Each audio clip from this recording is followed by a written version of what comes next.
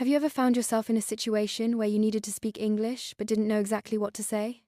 Imagine walking into a supermarket in a foreign country, trying to buy simple ingredients, but everything is in English. What do you do? Hi, my name is Daniel, and I know exactly how that feels. When I first moved to an English-speaking country, even basic things like grocery shopping were challenging. But today, you'll learn how to handle this situation confidently, with a fun and easy-to-follow story. In this episode, you'll discover useful supermarket vocabulary, learn how to ask for help, and practice real-life English conversations. By the end, you'll be able to navigate a store with ease, just like a native speaker. So, stay with me, activate the subtitles, and make sure to repeat the phrases out loud. This will help improve your pronunciation and confidence. Ready? Let's go shopping. It was a busy afternoon, and Daniel had an exciting plan. He was going to cook dinner for his friends. He had the perfect recipe in mind, and all he needed were the right ingredients. There was just one problem.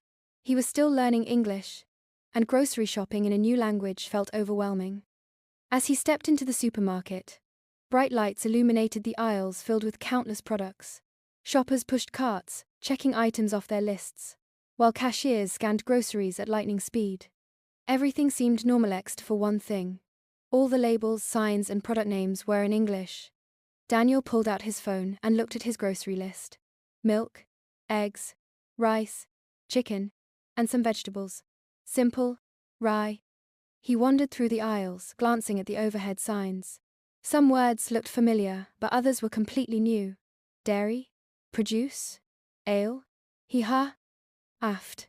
He took a deep breath and decided to try anyway. He spotted a store employee stacking shelves and walked up to him. His heart pounded as he prepared to speak. Daniel hesitated for a moment before finally approaching the store employee. He cleared his throat and said, "Excuse me, where is the milk?" His voice was the employee, a young man wearing a name tag that read Mike, smiled and responded kindly. "Oh, the milk. It's in aisle 5, near the eggs and butter." Daniel blinked. Aisle 5? He had heard see those numbers? That's the aisle number. Just go to aisle 5 and you'll find what you need. Daniel nodded quickly. Oh, aisle. Thank you. He felt relieved. One item down. 4 more to go. He put the milk and eggs in his basket and continued walking, now feeling a little more confident. However, as he reached the middle of the store, he ran into a new challenge. Where was the rice? He scanned. Instead of panicking, he decided to ask for help again. This time, he saw a woman nearby who was also shopping. She looked friendly, so he walked up to her. "Excuse me, do you know where I can find the rice?" The woman smiled and nodded. "Yes, it's in aisle 10, next to the pasta." Daniel repeated the information to himself. Aisle 10, next to the pasta. Sure enough, when he reached aisle 10, there it was, bags of rice, stacked neat. 2 questions, 2 successes. He was starting to get the hang of it. Feeling more confident, he moved on to the next items. Chicken and vegetables. He easily found the chicken in the refrigerated section, where there was a sign that said, meat and poultry. He made a mental note: poultry means chicken. For the vegetables, he spotted a section labeled produce. This word was new to him, but after looking around, he realized it was where all the fresh fruits and vegetables were. He smiled, another new word learned. Now, with his basket full, Daniel made his way to the checkout counter. As he stood in line, he felt a sense of accomplishment. What had seemed like an impossible task at the beginning had turned into a valuable learning experience. When it was his turn, the cashier greeted him with a friendly, "Did you find everything okay?" Daniel smiled and responded confidently, "Yes, I did. Thank you." Now that Daniel has successfully completed his shopping trip, let's take a moment to break down the key English phrases and vocabulary he used. These are common words and expressions that will help you feel more confident when shopping in an English-speaking country. 1. Asking for help. When Daniel needed to find milk, he asked, "Excuse me, where is the milk?" This is a simple and effective way to ask for directions in a store. Other ways to ask the same question include, "Can you tell me where the milk is?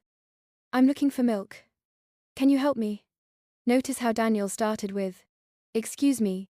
This is a polite way to get someone's attention before asking a question. 2. Understanding directions. When the store employee responded, he said, "It's in aisle 5, near the eggs and butter." Here are some important words to remember. Aisle. The long passage between shelves in a store. Near. Close to something. Example, near the eggs. Next to. Right beside something. Example, the rice is next to the pasta. You can practice these words by describing locations in your own kitchen or supermarket. 3. Learning new vocabulary. During his shopping trip, Daniel learned new words by looking at store signs. Dairy. Products made from milk. Milk. Cheese. Butter. Yogurt. Produce. Fresh fruits and vegetables. Meat and poultry. Different types of meat, including chicken. When shopping, try to read the signs and match them with the products around you. This will help you remember new words faster. 4. Responding to the cashier. At the checkout, the cashier asked, "Did you find everything okay?" This is a common question at grocery stores. You can simply respond, "Yes, I did, thank you," if you found everything. No, I couldn't find, if you need help finding something. Practice time. Now, let's practice. Imagine you are in a supermarket. How would you ask where the bread is? Try saying it out loud. You can also write your answer in the comments. By learning these simple phrases, you'll feel more comfortable shopping in English. And, just like Daniel, with a little practice, you'll improve your confidence every day. Now it's your turn. Let's practice what Daniel learned during his trip to the supermarket. Try answering these questions and repeating the sentences out loud to improve your pronunciation and confidence. 1. Asking for help. Imagine you're in a supermarket and you need to find bread. How would you ask for help? Choose the best option. A. Excuse me, where is the bread? B. I want bread. Give me bread. C. Bread where? A tip. Remember to be polite when asking for help. Start with, "Excuse me," and use a complete sentence. 2. Understanding directions. Now, imagine a store employee responds, "It's in aisle 7, next to the milk." What does that mean? A. The bread is far away from the milk. B. The bread is close to the milk. C. The bread is in the frozen section. Dip. The phrase "next to" means beside or very close to something. 3. Vocabulary challenge. Match the word with its meaning. Dairy. Produce. Aisle. Poultry. A. The place where fresh fruits and vegetables are. B. The area where milk, cheese, and butter are sold. C. The path between shelves in a store. D. Meat that comes from birds, like chicken or turkey. A tip. Try to remember how Daniel learned these words by looking at store signs. 4. Practice speaking. Now, let's practice some sentences together. Repeat after me. Excuse me, where can I find the rice? The milk is in aisle 5 near the eggs. Did you find everything okay? Yes, I did, thank you. Pause the video and say these sentences out loud. The more you practice, the better you'll get. 5. Comment below. Now, I have a challenge for you. In the comments, write a short sentence using one of the words we learned today. Aisle, dairy, produce, poultry. I'll read your answers and give feedback. Great job today. You're improving your English every step of the way. Let's move on to the final chapter. Congratulations. Today, you learned how to navigate a supermarket in English. Ask for help, understand directions, and recognize important vocabulary words like aisle, dairy, produce, and poultry. These small but powerful skill. Rem. Now, I have a final challenge for you. The next time you go to a supermarket, try to find English words on the signs or product labels.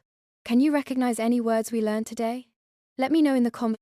If you enjoyed this lesson, don't forget to like, subscribe, and turn on notifications so you won't miss the next story.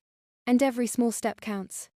Keep practicing, keep learning, and soon, English will feel as natural as your first language.